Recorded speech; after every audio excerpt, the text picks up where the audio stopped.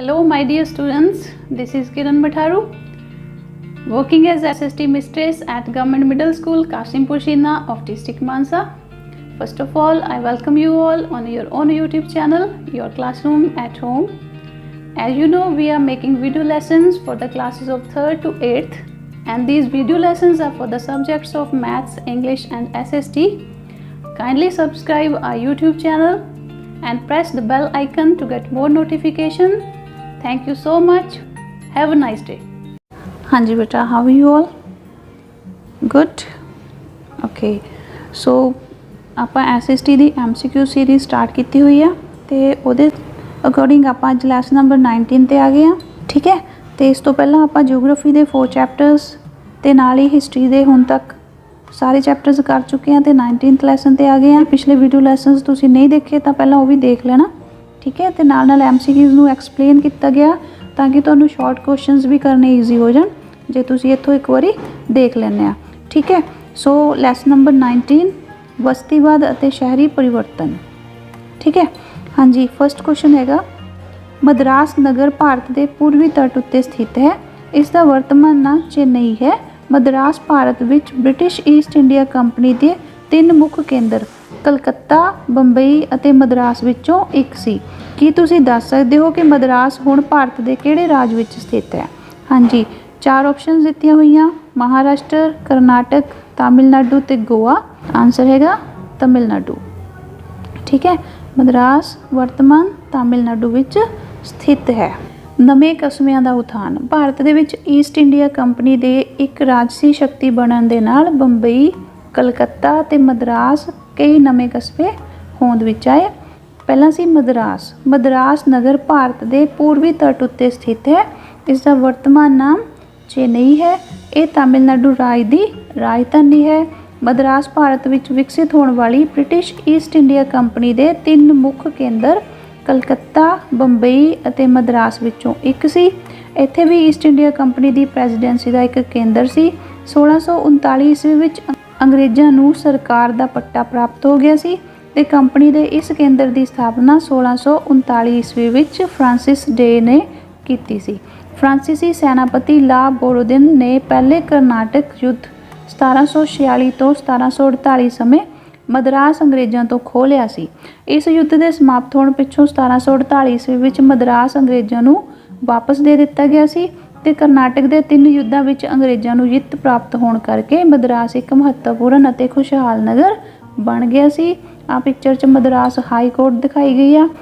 Presidency ਉਪਨਿਵੇਸ਼ਕ Bharat ਨੂੰ ਸ਼ਾਸਨ ਪ੍ਰਬੰਧ ਦੇ ਉਦੇਸ਼ ਨਾਲ ਬੰਬਈ, ਮद्रास ਤੇ ਬੰਗਾਲ ਪ੍ਰੈਜ਼ੀਡੈਂਸੀਆਂ ਵਿੱਚ ਵੰਡਿਆ ਗਿਆ ਸੀ। ਠੀਕ ਹੈ, ਹਾਂਜੀ, ਕੁਐਸਚਨ ਨੰਬਰ 2 ਆ ਪਿਕਚਰ ਹੈ ਇੱਕ ਦਿਖਾਈ ਗਈ ਗੇਟਵੇ ਆਫ ਇੰਡੀਆ ਦੀ। ਠੀਕ ਹੈ, ਹੁਣ ਤੁਸੀਂ ਇਹ ਦੱਸਣਾ ਕਿ ਗੇਟਵੇ ਆਫ ਇੰਡੀਆ कित्थे स्थित है? मुंबई, चेन्नई, कोलकाता, हैदराबाद। सो गेटवे ऑफ इंडिया मुंबई विच स्थित है। क्वेश्चन नंबर 3 अजकल भारत की राजधानी दिल्ली है। ये यमुना नदी के कंढे उत्ते स्थित है।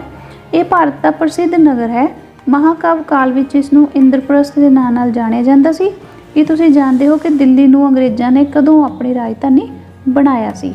ਹਾਂਜੀ, ਆਪਸ਼ਨ ਦਿੱਤੇ ਹੋਏ ਆ 1911, 1917, 1912 ਜਾਂ 1919।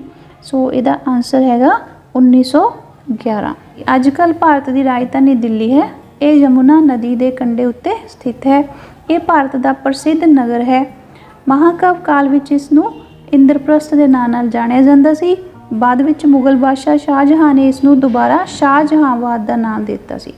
1911 ईस्वी विच अंग्रेज़ों ने इसनूं अपनी राजधानी बनाया तो उन्होंने इसनूं नवीं दिल्ली का ਨਾਂ ਦਿੱਤਾ। ठीक है, सो न्यू दिल्ली ਜਿਹੜਾ ਨੇਮ ਹੈ ਉਹ ਅੰਗਰੇਜ਼ਾਂ ਦਾ ਦਿੱਤਾ ਹੋਇਆ ਹੈ ਦਿੱਲੀ ਨੂੰ। ਦਿੱਲੀ ਸ਼ੁਰੂ ਤੋਂ ਹੀ ਭਾਰਤ ਦਾ ਰਾਜਨੀਤਿਕ, ਵਪਾਰਕ ਅਤੇ ਸਰਗਰਮੀਆਂ ਦਾ ਕੇਂਦਰ ਰਿਹਾ ਹੈ। ਮੱਧਕਾਲ ਵਿੱਚ ਇਹ ਬਹੁਤ ਪ੍ਰਸਿੱਧ ਹੋ ਗਿਆ ਸੀ ਕਿਉਂਕਿ ਇਲਤੁਤਮਿਸ਼ ਨੇ ਇਸ ਨੂੰ ਆਪਣੀ ਰਾਜਧਾਨੀ ਬਣਾ ਲਿਆ ਸੀ। ਇਸ ਤੋਂ ਪਿੱਛੋਂ ਦਿੱਲੀ ਸਾਰੇ ਸੁਲਤਾਨਾਂ ਦੀ ਰਾਜਧਾਨੀ ਬਣਿਆ ਰਿਹਾ। ਮਹਾਨ ਮੁਗਲ ਬਾਦਸ਼ਾਹ ਅਕਬਰ ਸਮੇਂ ਕੁਝ ਦੇਰ ਲਈ ਆਗਰਾ ਅਤੇ ਫਤਿਹਪੁਰ ਸੀਕਰੀ ਮੁਗਲਾਂ ਦੀ ਰਾਜਧਾਨੀ ਬਣੇ ਰਹੇ। इस तो इलावा बाकी सारे मुगल शासकों ने दिल्ली ਨੂੰ ही अपनी राजधानी बनाया सी। इस करके दिल्ली नगर की महत्ता बहुत वध गई सी। 1911 ਵਿੱਚ अंग्रेज़ों ने भारतीय साम्राज्य की राजधानी कलकत्ता की थां दिल्ली ਨੂੰ बनाया। इत्थे वेखणयोग प्रसिद्ध स्थान लाल किला, चिड़ियाघर, अप्पू घर, इंडिया गेट, किला रायपुर पिथौर, फतेहपुर मस्जिद, निज़ामुद्दीन औलिया दी दरगाह, जंतर मंतर, बहलोल लोधी अते सिकंदर लोधी दे मकबरे, कुतुबुद्दीन बख्तियार काकी दी दरगाह, पार्लीमेंट हाउस, राष्ट्रपति भवन, अजायब घर, राजघाट, तीन मूर्ति भवन, शक्ति स्थल, शांति one, Delhi university, Jawahar Lal Nehru university, Birla मंदिर, गुरुद्वारा शीशगंज, गुरुद्वारा बंगला साहिब आदि ਹਨ। ठीक है, आ पिक्चर दी हुई है दरगाह सूफी संत दा मकबरा। ठीक है, सो दिल्ली दे विच बहुत सारिया जगह हैगियां देखण जो। हाँ जी, क्वेश्चन नंबर 4, ਇਹ शहर ਭਾਰਤ ਵਿੱਚ अंग्रेजी राज ਸਮੇਂ ਇੱਕ ਪ੍ਰਸਿੱਧ ਵਪਾਰਿਕ ਬਸਤੀ ਸੀ। 1695 ਈਸਵੀ ਵਿੱਚ ਅੰਗਰੇਜ਼ਾਂ ਨੇ ਇੱਥੇ ਆਪਣੀ ਵਪਾਰਕ ਫੈਕਟਰੀ ਸਥਾਪਿਤ ਕੀਤੀ ਸੀ ਅਤੇ ਉਸ ਦੇ ਆਲੇ ਦੁਆਲੇ ਇੱਕ ਕਿਲਾ ਬਣਾਇਆ। ਇਹ ਪੱਛਮੀ ਬੰਗਾਲ ਦੀ ਰਾਜਧਾਨੀ ਵੀ ਹੈ। ਕੀ ਤੁਸੀਂ ਇਸ ਸ਼ਹਿਰ ਦਾ ਨਾਮ ਦੱਸ ਸਕਦੇ ਹੋ? 4 ਆਪਸ਼ਨ ਦਿੱਤੀ ਹੋਈਆਂ, ਮੁੰਬਈ, ਦਿੱਲੀ, ਮਦਰਾਸ, ਕੋਲਕਾਤਾ। ਸੋ ਇਹਦਾ ਆਨਸਰ ਕੀ ਹੈਗਾ? ਕੋਲਕਾਤਾ। ਪੱਛਮੀ ਬੰਗਾਲ ਦੀ ਰਾਜਧਾਨੀ ਕੋਲਕਾਤਾ। हाँ जी, कलकत्ता पश्चिमी बंगाल की राजधानी है। अजकल इसका नाम कोलकाता है। ये भारत में अंग्रेजी राज समय एक प्रसिद्ध वपारक बस्ती सी। 1695 ईस्वी में अंग्रेज़ों ने इत्थे अपनी पहली वपारक फैक्ट्री स्थापित की और उसके आले दुआले एक किला बनवाया। 1757 ईस्वी तक अंग्रेजी ईस्ट इंडिया कंपनी अपना सारा समा वपारक मामलों पर लगाया। जदों बंगाल के नवाब सिराजुद्दौला और ईस्ट इंडिया कंपनी विचकार युद्ध शुरू हो गया तो भारत दीयां वख-वख बस्तियां मद्रास, बंबई ते कलकत्ता आदि विकसित शहर बन गए। भारत के बहु गिणती विच व्यापारी लोग इन्हां शहरां विच रहण लगे क्योंकि इत्थे उन्हां नूं बहुत ज़्यादा व्यापारक सहूलतां प्राप्त हो सकदियां सन। 1757 ईस्वी विच प्लासी अते 1764 ईस्वी विच बक्सर की लड़ाई विच बंगाल के नवाबां की हार होने करके कलकत्ता शहर की महत्ता वध गई। अजकल इत्थे अनेकां वेखणयोग स्थान जिमें हावड़ा पुल, विक्टोरिया मैमोरीयल, बोटैनिकल गार्डन, भारतीय अजायबघर, अलीपुर चिड़ियाघर, वैलूर मठ, राष्ट्रीय पुस्तकालय आदि हैं जो इसकी महत्ता नूं वधाउंदे हन। जी, क्वेश्चन नंबर 5, मुकेश अपने पिता जी नाल पिछली गर्मी दीयां छुट्टियां विच लाल किला, जंतर मंतर, राष्ट्रपति भवन, बिरला मंदिर, गुरुद्वारा शीशगंज साहिब विखे गया। कि तुसीं दस सकते हो कि ये सारे स्थान भारत के किस शहर विच हन? हाँ जी, चंडीगढ़, दिल्ली, जयपुर, बंबई। हाँ जी, ये सारे स्थान हैगे दिल्ली च। क्वेश्चन नंबर 6, 1857 ईस्वी के विद्रोह तो बाद अंग्रेजी सरकार ने भारतीय साम्राज्य नूं संगठित करने लई नगर पालिकावां, लोक जन कार्ज विभाग योजना, रेल मार्ग का जाल बिछाउणा आदि वल ध्यान दिता। कि तुसीं जाणदे हो कि सब तो पहला ब्रिटिश ईस्ट इंडिया कंपनी ने 1687 तो 88 ईस्वी विच किस शहर विच नगर पालिका कॉरपोरेशन की स्थापना की सी? गोवा, बंबई, मद्रास जां जयपुर? हाँ जी, हुण इहदे च आंसर की आएगा? मद्रास। हाँ जी, सब तो पहला ब्रिटिश ईस्ट इंडिया कंपनी ने 1687 तो 88 ईस्वी विच मद्रास विच नगर पालिका कॉरपोरेशन की स्थापना की। इसके मैंबर नामजद किए जाते सन। कुछ समय बाद बंबई ते कलकत्ता विच भी नगर पालिका कारपोरेशनां स्थापित कीतियां गईयां। हौली हौली प्रांतां दे नगरां ते पिंडां दे लई भी नगर पालिका अते जिला बोर्ड कायम किए गए। इन्हां संस्थावां राहीं काफ़ी संख्या विच प्राइमरी, मिडल अते हाई स्कूल खोले गए। नगरां दी सफाई ते इत्थे रात नूं रोशनी दा प्रबंध किया जाता सी। लोकां नूं पानी दीयां सहूलतां मिलण लगियां ते वख-वख नगरां विच डिस्पैंसरियां खोलीआं गईयां जिन्हां विच बीमारियां दी रोकथाम करन लई मुफ्त दवाइयां ते टीके लगाउण दा प्रबंध भी किया जाता सी। नंबर 7, भारत विच अंग्रेजी काल विच सब तो पहलां किस द्वारा जनता की भलाई का काम करने लई सार्वजनिक कार्ज निर्माण विभाग की स्थापना की गई? इस विभाग ने सड़कों, नहरों और पुलों आदि नूं तैयार करवाया ते इस विभाग ने कलकत्ता तो पिशावर तक जीटी रोड तैयार करवाई सी। हाँ जी, किहड़े सी ये? Lord Dalhousie, Lord Ripon, Lord Munro जां लॉर्ड कॉर्नवालिस? हाँ जी, ये हैगे सी लॉर्ड डलहौजी। हाँ जी, भारत विच अंग्रेजी राजकाल विच सब तो पहलां लॉर्ड डलहौजी ने जनता की भलाई का काम करने लई सार्वजनिक कार्ज निर्माण विभाग की स्थापना की। इस विभाग ने सड़कों, नहरों और पुल आदि तैयार करवाए। इस विभाग ने कलकत्ता तो पिशावर तक जीटी रोड तैयार करवाई। 8 अप्रैल 1853 ईस्वी विच गंगा नहर तैयार करवा के उस विच पानी छड्ड दिता। रुड़की विखे एक इंजीनियरिंग कॉलेज स्थापित किया। इस विभाग ने कई होर प्रजा की भलाई के काम भी किए।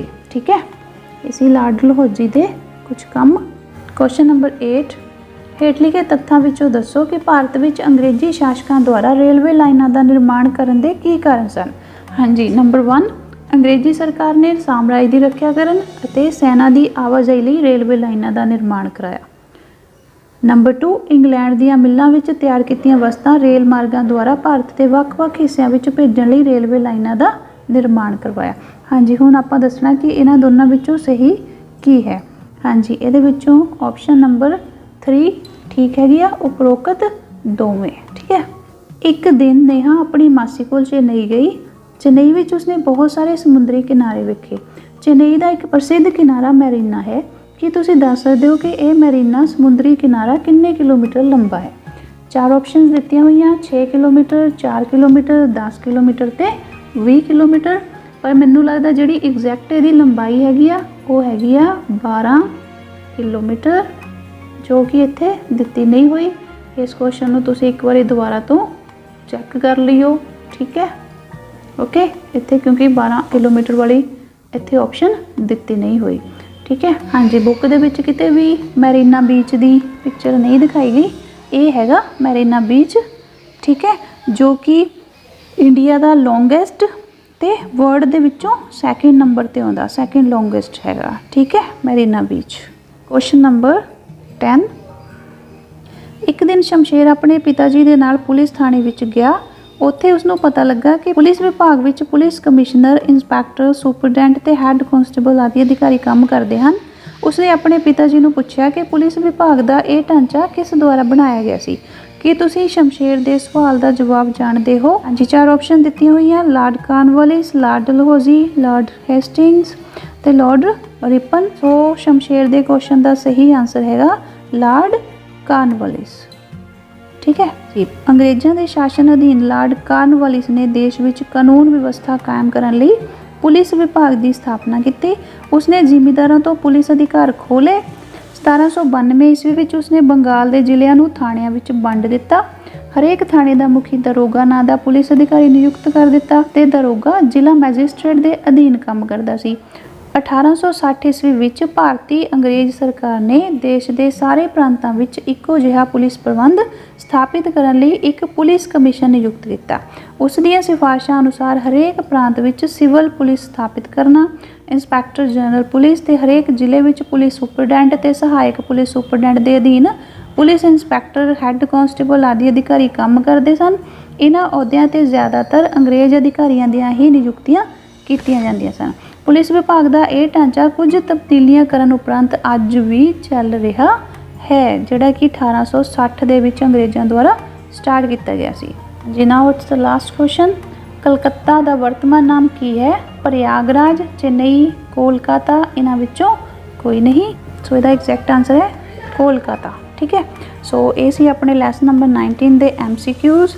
ਤੇ ਮੈਂ ਇਸੇ ਵੀਡੀਓ ਲੈਸਨ ਦੇ ਡਿਸਕ੍ਰਿਪਸ਼ਨ ਬਾਕਸ ਦੇ ਵਿੱਚ ਸਾਰੇ ਵੀਡੀਓ ਲੈਸਨ ਜਿਹੜੇ SST ਦੇ ਹੈਗੇ ਆ ਉਹਨਾਂ ਦੀਆਂ ਵੀਡੀਓ ਲਿੰਕਸ ਸ਼ੇਅਰ ਕਰ ਦੂੰਗੀ। ਠੀਕ ਹੈ। ਤੇ ਤੁਸੀਂ ਜੇ ਨਹੀਂ ਦੇਖੇ ਤਾਂ ਉਹ ਈਜ਼ੀਲੀ ਦੇਖ ਲਓ। ਚੈਨਲ ਸਬਸਕ੍ਰਾਈਬ ਜ਼ਰੂਰ ਕਰ ਲਓ। ਜੇ ਵੀਡੀਓ ਲੈਸਨਸ ਵਧੀਆ ਲੱਗਦੇ ਆ ਤਾਂ ਆਪਣੇ ਫਰੈਂਡਸ ਨਾਲ ਇਹਨਾਂ ਨੂੰ ਸ਼ੇਅਰ ਕਰੋ। ਠੀਕ ਹੈ। ਤੇ ਇਹਨੂੰ ਧਿਆਨ ਨਾਲ ਦੇਖਣ ਤੋਂ ਬਾਅਦ ਤੁਸੀਂ ਸ਼ਾਰਟ ਕੁਐਸਚਨ ਵੀ ਅਟੈਂਪਟ ਕਰ ਸਕਦੇ ਆ। ਇਸ ਲਈ ਵੀਡੀਓ ਲੈਸਨ ਨੂੰ ਧਿਆਨ ਨਾਲ ਦੇਖੋ। Okay students, stay home, stay safe and keep learning. Thank you so much.